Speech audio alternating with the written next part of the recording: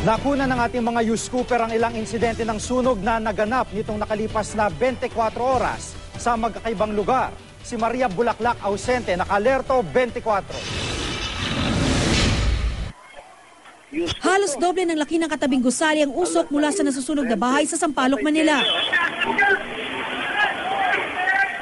Maya-maya pa, lumitaw na ang naggagalit na apoy. Kwento ni News Cooper Rogelio Ramirez, alas 6:20 ng umaga kahapon nagsimula ang apoy. Matapos ang halos 10 minuto, dumating ang mga bumbero. Pero nahirapan daw silang makapasok dahil nasa looban ng bahay. Halos 30 minuto raw nagtagal ang sunog na nagmula raw sa iligal na koneksyon ng kuryente. Wala namang nasaktan. Nabigyan na rin ng tulong ng barangay ang nasunugan. Gumagapang na ang apoy sa tindahang ito ng mga damit at tsinelas sa Kalibo nang makuna ni News Cooper Jean Kathleen Rimano pasado hating gabi kanina. Sa di kalayuan, nakuna naman ni News Cooper Rodel Namayan ang laki ng apoy.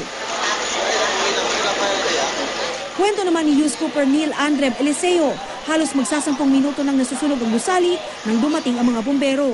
Sabi ng tatlong News Cooper, mabilis na kumalat ang apoy dahil sa like materials na nasa tindahan tulad ng plastic at mga tela. Walang nasaktan. Ang halaga ng pinsala pati ang sanhi ng apoy, inaalam pa.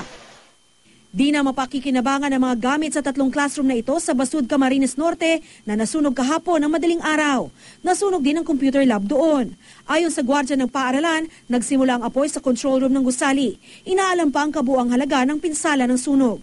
Maria Bulaklak ausente, naka-alerto 24.